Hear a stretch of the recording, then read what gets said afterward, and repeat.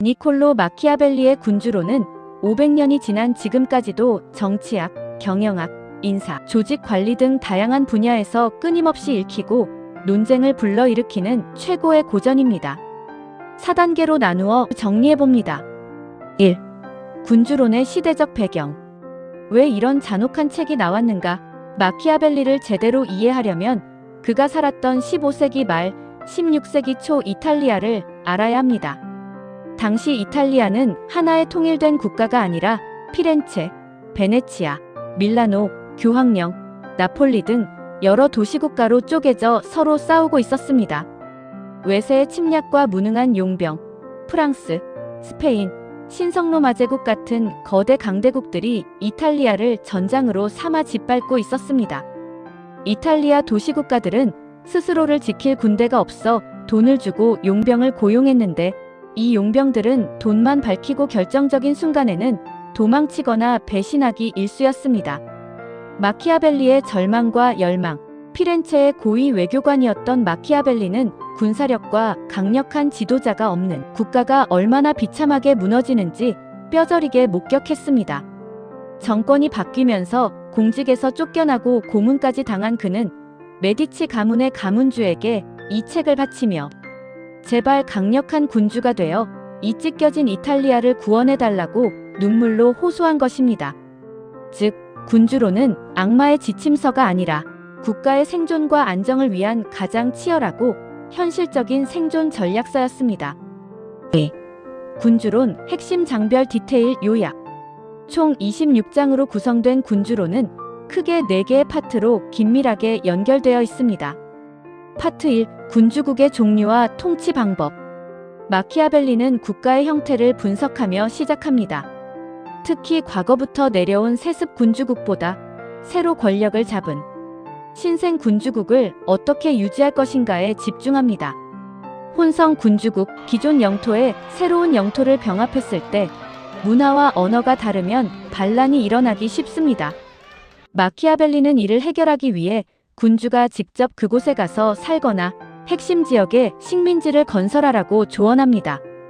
어설프게 군대를 주둔시키면 비용만 들고 주민들의 반발만 사기 때문입니다. 자신의 무력으로 권력을 잡은 경우와 타인의 힘으로 잡은 경우 자신의 능력과 무력으로 일어선 자는 권력을 잡기는 힘들지만 유지하기는 쉽습니다. 행운이나 타인의 군대로 권력을 잡은 자는 시작은 쉬우나 유지하기가 극도로 어렵습니다. 이를 극복하려면 권력을 잡은 즉시 자신만의 강력한 기반, 자기 군대를 다져야 합니다. 잔인함의 올바른 사용, 권력을 잡는 과정에서 어쩔 수 없이 가해를 해야 한다면 단번에, 한꺼번에 저질러야 합니다. 고통을 매일 조금씩 주면 백성들은 늘 불안해하고 증오가 쌓이지만 한 번에 끝내고 점차 은혜를 베풀면 백성들은 쉽게 잊고 안도하기 때문입니다. 반대로 은혜는 감질나게 조금씩 오랫동안 베풀어야 효과가 큽니다. 파트 2. 군사력의 본질. 국가를 지키는 힘의 근본은 결국 군사력입니다. 마키아벨리는 이 파트에서 피를 토하는 심정으로 용병을 비판합니다. 용병과 지원군의 위험성. 용병은 평소에는 거드름을 피우지만 전쟁이 나면 도망칩니다. 그들은 나라를 사랑해서가 아니라 작은 월급 때문에 싸우기 때문입니다. 타국에서 빌려온 지원군은 더 위험합니다. 지면 내가 망하고 이기면 내가 그들의 포로가 되기 때문입니다. 시사점. 타인의 갑옷은 당신의 몸에서 흘러내리거나 당신의 몸을 짓누르거나 당신을 속박한다. 군주는 오직 자기 백성으로 이루어진 자국군을 가져야만 진정한 독립을 유지할 수 있습니다. 군주는 평화로울 때도 군사훈련과 지형 공부를 게을리해서는 안 됩니다. 파트 3. 군주의 현실적인 통치 기술. 본문 중 가장 논쟁적인 핵심, 인간의 본성을 꿰뚫어보고 도덕과 정치를 철저히 분리한 파트입니다. 도덕적 환상 버리기. 착하게 살려고만 하는 사람은 악한 사람 가득한 세상에서 파멸할 수밖에 없습니다. 따라서 군주는 필요하다면 착하지 않을 수 있는 능력을 배워야 하고 이를 상황에 따라 쓸 줄 알아야 합니다. 너그러움보다는 인색함. 백성들에게 너그러운 군주라는 평판을 얻으려면 돈을 많이 써야 합니다. 결국 재정이 고갈되면 백성들에게 세금을 무겁게 물리게 되고 이는 더 큰 증오를 부릅니다. 차라리 처음에는 인색하다는 말을 듣더라도 재정을 아껴 전쟁을 막고 세금을 올리지 않는 것이 장기적으로 진짜 백성을 위하는 길입니다. 사랑받는 지도자, 두려운 지도자, 둘 다 되면 좋겠지만 하나를 골라야 한다면 두려운 지도자가 되는 것이 훨씬 안전합니다. 인간은 은혜를 쉽게 잊고 자신에게 이익이 될 때만 복종하기 때문에 사랑은 인간의 변덕에 좌우되지만 공포는 처벌에 대한 두려움이 있기 때문에 배신하기 어렵습니다. 단, 주의할 점, 두려운 존재가 되되 증오의 대상이 되어서는 안 됩니다. 증오를 피하는 가장 쉬운 방법은 백성의 재산과 부녀자에게 손을 대지 않는 것입니다. 인간은 아버지를 죽인 원수는 잊어도 자기 재산을 빼앗은 원수는 평생 잊지 못하기 때문입니다. 사자와 여우의 지혜, 군주는 법을 지키는 인간의 방법과 힘을 쓰는 짐승의 방법을 둘 다 알아야 합니다. 짐승의 방법을 쓸 때는 함정을 알아채는 여우의 지혜와 늑대를 물리치는 사자의 힘이 모두 필요합니다. 또한 군주는 신의를 지키는 것이 자신에게 손해가 될 때는 약속을 어길 줄도 알아야 합니다. 단 겉으로는 항상 자비롭고 신에 있고 종교적인 사람처럼 철저하게 위장해야 합니다. 아첨꾼을 피하는 법, 군주 주변에는 늘 아첨꾼이 꼬입니다.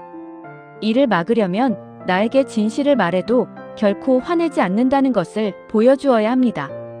다만 아무나 아무 때나 말을 걸게 하면 군주의 권위가 떨어지므로 지혜로운 몇 명의 조언자만 두고 군주가 원할 때만 의견을 구해야 합니다. 최종 결정은 반드시 군주 스스로 내려야 합니다. 파트 4. 이탈리아의 해방을 위한 호소. 운명을 지배하는 법. 인생과 정치의 절반은 운명이 결정하지만 나머지 절반은 인간의 의지와 노력으로 바꿀 수 있습니다. 운명은 거친 강물과 같아서 평소에 돛과 방방이를 잘 쌓아두면 피해를 막을 수 있습니다. 또한 마키아벨리는 운명은 여성과 같아서 조심스러운 사람보다 과감하고 거칠게 대하는 청년에게 더 쉽게 굴복한다며 적극적인 행동을 강조합니다. 해방의 메시지. 메디치 가문이 이 모든 지침을 이어받아 외국 군대를 몰아내고 이탈리아를 구원해달라는 강력하고 감동적인 연설로 책이 마무리됩니다. 3. 마키아벨리 사상의 3대 핵심 키워드 깊이 읽기. 군주론 전체를 관통하는 3가지 철학적 개념은 현대 조직 행동론과 리더십 연구에서도 매우 중요하게 다뤄집니다. 비르투, 역량과 군주의 능력, 전통적인 기독교적 미덕이 아닙니다. 마키아벨리가 말하는 비르투는 상황에 맞게 대처하는 과감함, 탁월한 역량, 통찰력, 그리고 필요할 땐 악해질 수 있는 결단력을 의미합니다. 환경이 변할 때 자신의 행동 양식을 바꿀 수 있는 유연성이 진정한 비르투입니다. 포르투나, 운명과 기회, 인간이 통제할 수 없는 외부적인 환경, 트렌드, 위기, 혹은 대박의 기회를 뜻합니다. 아무리 비르투가 뛰어난 지도자도 포르투나가 받쳐주지 않으면 실패하며 반대로 운이 좋아 권력을 잡아도 능력이 없으면 곧 추락합니다. 리더는 운명에 순응하는 것이 아니라 운명이 찾아왔을 때 낚아챌 수 있도록 평소에 실력을 길러야 합니다. 국가의 유지와 안정, 마키아벨리 정치학의 궁극적인 목적입니다. 군주 개인의 부귀영화가 아니라 국가라는 공동체의 존속과 안정이 최우선입니다. 국가가 무너지면 도덕도, 종교도, 백성의 행복도 다 사라지기 때문입니다. 흔히 말하는 목적이 수단을 정당화한다라는 말은 오직 국가의 안녕과 공공의 이익이라는 거대 목적이 있을 때만 제한적으로 적용되는 원칙이었습니다. 4. 현대적 시사점 및 리더십 적용. 오늘날 마키아벨리의 메시지는 기업의 CEO, 프로젝트 매니저, 그리고 치열한 사회를 살아가는 개인에게 놀라운 통찰을 줍니다. 군주론의 핵심 원칙. 현대 조직 및 사회에서의 해석. 자국군을 양성하라. 외주나 트렌드에만 의존하지 말고 기업의 핵심 역량과 핵심 인재를 내부에 내재화해야 위기 때 흔들리지 않습니다. 두려운 리더가 되라. 단순히 공포 분위기를 조성하라는 뜻이 아닙니다. 만만한 호인이 되기보다 규칙을 어겼을 때는 확실하게 책임을 묻는 단호함과 원칙을 가진 리더가 조직을 살립니다. 재산에는 손대지 마라. 직원을 다룰 때 동기부여와 평판도 중요하지만 보상 시스템을 건드리거나 불공정하게 처우하면 조직원은 즉시 등을 돌리고 증오 품게 됩니다. 악행은 단번에, 선행은 조금씩, 기업 구조 조정이나 뼈아픈 개혁은 단칼에 신속하게 끝내야 조직의 피로감이 적습니다. 반대로 복지 혜택이나 보상은 지속적으로 조금씩 체감되도록 나누어주는 것이 효과적입니다. 여우와 사자의 조화. 냉혹한 비즈니스 생태계에서 리더는 시장의 위협을 돌파하는 추진력 사자과 보이지 않는 리스크와 사기를 간파하는 전략적 통찰 여우를 동시에 갖추어야 합니다. 결론. 21세기에 군주론을 읽는 자세. 마키아벨리는 세상의 당위를 말하지 않고 눈앞에 펼쳐진 존재를 날 것 그대로 보여준 최초의 정치가였습니다. 그를 위선자나 악마로 치부하기 전에 그가 그토록 냉혹한 리더십을 주문했던 이유가 결국 공동체의 생존과 평화 때문이었다는 점을 기억해야 합니다. 리더의 어설픈 착함과 우유부단함은 조직원 전체를 파멸로 이끌 수 있다는 그의 준엄한 경고는 오늘날 복잡한 이해관계 속에서 결단을 내려야 하는 모든 현대인들에게 강력한 나침반이 되어줍니다.